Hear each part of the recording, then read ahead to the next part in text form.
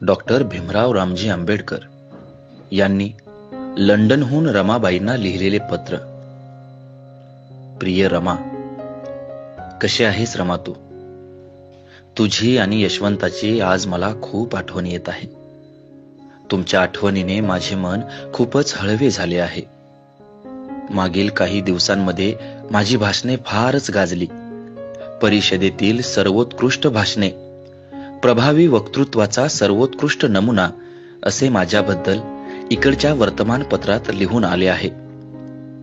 या पहिल्या गोलमेज परिषदेतील माझ्या भूमिकेचा मी विचार करत होतो आणि माझ्या डोळ्यासमोर आपल्या देशातील सर्व पीडितांचे संसार माझ्या डोळ्यासमोर उभे राहिले.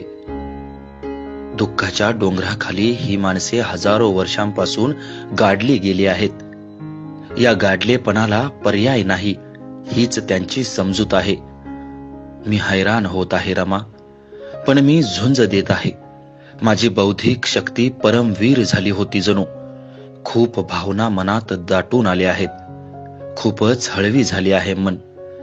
खूप व्याकुळही झाले आहे. आणि घरातल्या तुम्हा सर्वांची आठवण आली, तुझी आठवण आली आणि यशवंताची सुद्धा. मला आठवतं, तू मला बोटीवर पोहोचवायला आली होती. मी नको म्हणत होतो तरीही तुझे मन राहावले नाही. तेव्हा मी गोलमेज परिषदेला जात होतो. माझा सर्वत्र जय जयकार सुरू होता. तेव्हा ते चित्र तू पाहत होतीस. तुझं मन गदगदून आलं होतं. कृतार्थतेने तू ओथंबून आली होतीस. तू शब्दांनी बोलत नव्हतीस, पण तुझे डोळे जे शब्दांनी सांगता येत नव्हतं ते सांगत होते. तुझं मौन शब्दांहून अधिक बोलकं झालं होतं. तुझ्या गळ्यातील हा आवंडा ओठापर्यंत येऊन थडकत होता. ओठातल्या शब्दांच्या भाषेपेक्षा डोळ्यातील आसवांचीच भाषा त्यावेळी माझ्या मदतीला धावली होती. आणि आता इथे इंग्लंडमध्ये या साऱ्या गोष्टी मनात उभ्या राहिल्या आहेत. मन नाजूक झाले आहे. जीवात कालवा कालव होत आहे. कशी आहेस रमा तू? माझा यशवंत कसा आहे? माझी आठवण काढतो का तो? त्याचे सांधिवाताचे दुखणे कसे आहे? त्याला जप रमा. आपली 4ही मुले आपल्याला सोडून गेली. आता आहे आपला फक्त यशवंत. तोच तुझ्या मातृत्वाचा आधार आहे. आता त्याला आपण जपलं पाहिजे. त्याला खूप अभ्यासही करायला लाव. त्याला रात्री अभ्यासाला उठवत जा. माझे बाबाही मला रात्री अभ्यासासाठी उठवीत असायचे. तोवर ते जागे राहत असत. ती शिस्त त्यांनीच लावली. मी उठलो, मी अभ्यास सुरू केला की मग ते झोपत असत. अगदी प्रारंभी मला अभ्यासाला उठण्याचा कंटाळा येई. त्यावेळी अभ्यासापेक्षा झोप महत्वाची वाटे. पुढे तर आयुष्यभरासाठी झोपेपेक्षा अभ्यासच मोलाचा वाटत राहिला. याचे सर्वात जास्त श्रेय माझ्या बाबांना जाते. माझ्या अभ्यासाची वात तेवत राहावी म्हणून माझे बाबा तेलासारखे जळत राहिले. मी रात्रीचा दिवस केला, अंधाराचा उजेड केला. माझ्या बाबांच्या कष्टांना आता फळ आली. फार फार आनंद वाटतोय रमा आज. रमा, यशवंताच्या मनाला असाच अभ्यासाचा छंद लागला पाहिजे. ग्रंथाचा त्याने ध्यास घेतला पाहिजे रमा. वैभव, सुबत्ता ही सर्व निरर्थक आहे. तू अवतीभोवती पाहते आहेसच ना. माणसे अशाच गोष्टींच्या मागे लागलेली असतात. त्यांची जीवन जिथून सुरू होतात तिथेच थांबलेले असतात. या लोकांचे आयुष्य जागा बदलत नाहीत. आपल्याला असे जगून चालणार नाही. आपल्याजवळ दुःखात शिवाय दुसरं काहीच नाही. दारिद्र्य, गरिबी, दुःख याच्याशिवाय आपल्याला कसलीही सोबत नाही. अडचणी, संकटे आपल्याला सोडत नाहीत. अपमान, छळ, अवहेलना ह्या गोष्टी आपल्याला सावलीसारख्या जखडलेल्या आहेत. मागे अंधारच आहे. दुःखाचे समुद्रच आहेत. आपला सूर्योदय आपणच झाले पाहिजे. आपणच आपला मार्ग झाला पाहिजे. त्या मार्गावर दिव्यांची ओळ आपणच झाले पाहिजे. त्या मार्गावरचा जिद्दीचा प्रवास देखील आपलाच झाला पाहिजे. आपली दुनिया आपणच निर्माण केली पाहिजे.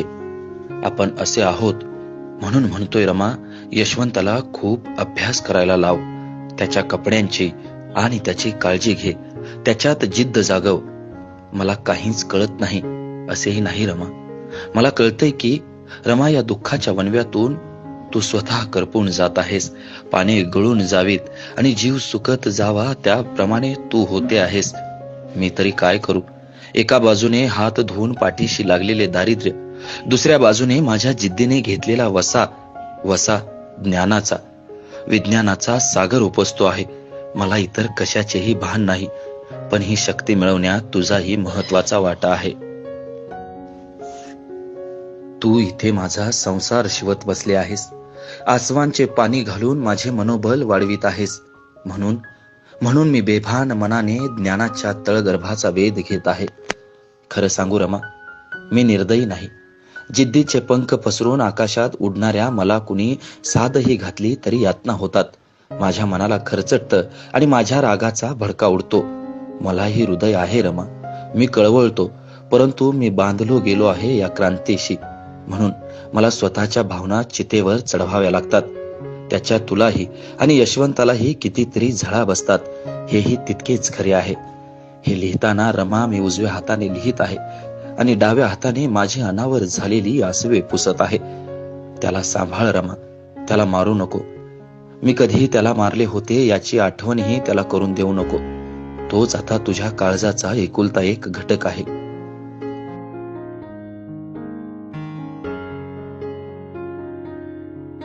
माणसाच्या धार्मिक गुलामगिरीचा, आर्थिक आणि सामाजिक उच्च निश्चतेच्या गुलामगिरीचा पत्ता मला शोधायचा आहे.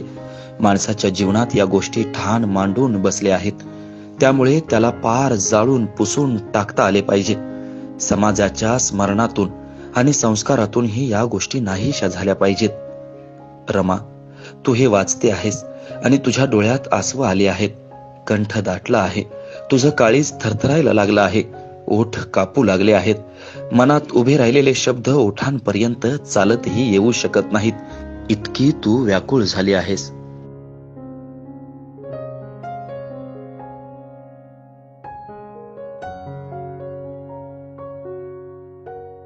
रमा, तू माझ्या आयुष्यात आली नसती तर, तू मला साथी म्हणून मिळाली नसती तर काय झालं असतं?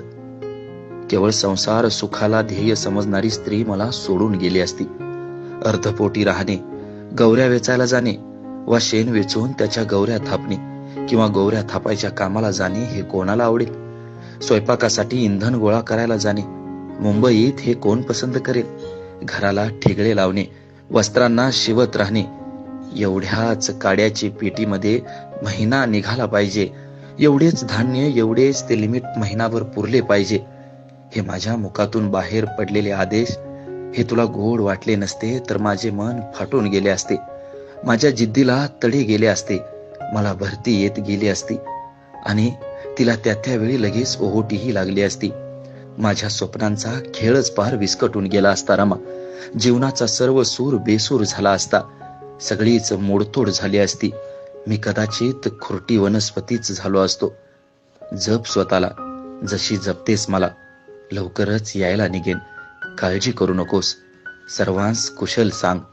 कळावे, तुझाच भीमराव. प्राध्यापक यशवंत मनोहर यांच्या रमाई या पुस्तकातून साभार.